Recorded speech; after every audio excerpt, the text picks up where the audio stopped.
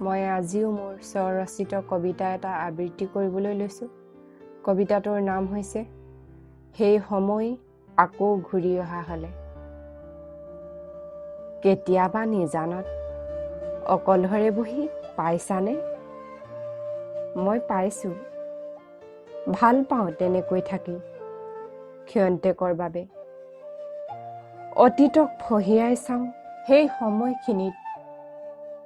কেতিয়াবা হাঁহিবও মন যায় আৰু কেতিয়াবা চিঞৰি চিঞৰি কান্দিবও মন যায়।